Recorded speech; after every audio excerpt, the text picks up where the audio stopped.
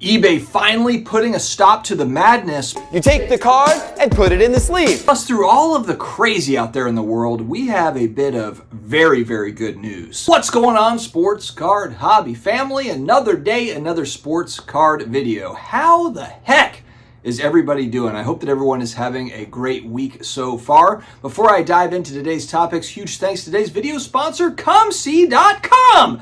35 plus million cards in the database, buying and selling with ease. Don't have to worry about shill bidding on the COMC website. It's just buy, sell, it's all done. It all just gets done. Easy peasy transactions. You can grade through the site, all sorts of different specials. Check out my links down below to start your COMC journey today. Also, in a world where wax, a new product, is $1 zillion, and you might be thinking, how can I compare across a bunch of different companies, sites, vendors? Waxstat.com. My buddy Al built a website that is absolutely free to use, where you can just go and see, you know what, how much does Series 2 cost? Go check it out, and you can see right up to the hour. I think he updates it 3 or 4 times a day. So this isn't a website updated like once a week or something. Al is all over this thing, so check out waxstat.com.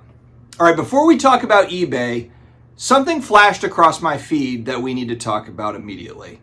Spaceballs 2 is being worked on. Now, if they don't get Rick Moranis for this, now keep in mind, Rick Moranis retired from Hollywood, this national treasure, to take care of his special needs son, going back 30 plus years ago after he made classics like Honey, I Shrunk the Kids, Ghostbusters, and so forth. Rick Moranis is the man. But if they do Spaceballs 2 and they do not have Rick Moranis in this movie, it's not Spaceballs 2. It's something else. It's like watching Leprechaun 5 or something. It's just not the same. And for all of you who are around my age that don't know who I'm talking about or what I'm talking about with Rick Moranis and Spaceballs, and your kids haven't watched Spaceballs, you failed as a parent. You have absolutely failed. Immediately go and watch Honey, I Shrunk the Kids with Rick Moranis. So not only do we have a second Beetlejuice movie, not only do we have Stranger Things 5 coming out in 12 months or less, not only do we have Cobra Kai finishing out, the 80s, 90s nostalgia stuff is on fire. And so the good news I'm bringing to the video is we have got some solid entertainment on deck.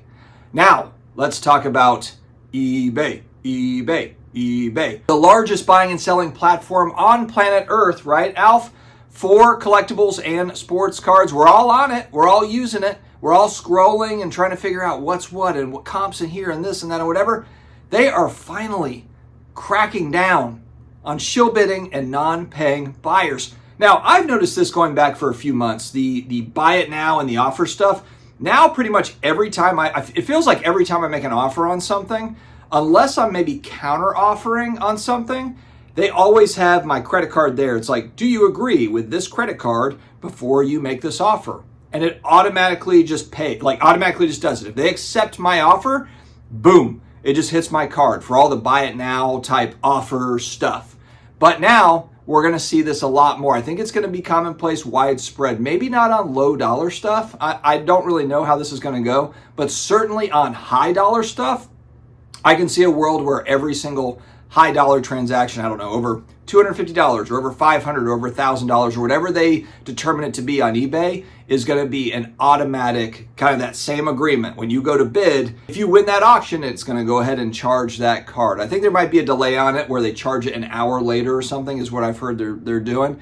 But this is a great thing. This is a great thing overall because the biggest problem that we've had with eBay, of course, it's shill bidding. Nobody wants to pay more than what they're supposed to pay. And then also it's non-paying buyers. We've all been there. We've all been there where somebody has bought something. Oh, my kid accidentally bought this. My dog accidentally hit my phone. Oh my gosh, I fumbled my phone, accidentally bid on this, whatever.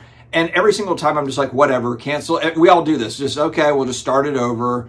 It's such a pain, and it's become such a problem going back during the pandemic and now up until now. And so I'm really happy with this move overall, really for buyers and sellers, because it also trains buyers to be a little bit more budget conscious. You know, maybe you can't afford that card. Now, where there's a downside here is, and this happens to, I think, a lot of people where, you know, you're expecting money on Friday, you've got a big card that's, you know, ending on Wednesday or Thursday night, and you're just trying to go ahead and lock that in, and then you're going to pay on Friday. And it sounds like that's going to be tougher to do moving forward, but, you know, it just means that everyone's going to have to plan ahead and make sure that they're able to just cover that with a credit card, then pay it on Friday or whatever they're going to do. Obviously, people will just adjust. I've heard some people say, I'm not using eBay anymore. I'm never going to go on there again. Yeah, you will. Sure you will. You'll go on there again and you'll buy stuff again. Everybody will just get used to this practice of your auto paying, essentially. Auto paying for everything, whether it be an auction ending or, offers. And this is happening to me right now where I make an offer on something, they accept, it's auto paid. I'm sure you're seeing the same thing. So I'm really, really happy with eBay on this front. I think that overall, this is a good thing for the hobby. I don't think it's going to have a huge impact where people are saying, oh, I'm moving off of eBay and I'm going to sell somewhere else. Every single place has got their pros, cons, there's, upsides, downsides. Let me know your thoughts in the comments below. Do you think this is going to move a lot of buyers or maybe shill bidders off of eBay? Or is stuff going to sell for lower than it would have? What are the potential impacts of this move for the average Joe buyer and seller of sports cards? Friends, have an amazing day ahead. Stay healthy, stay awesome, and I will talk to you again later.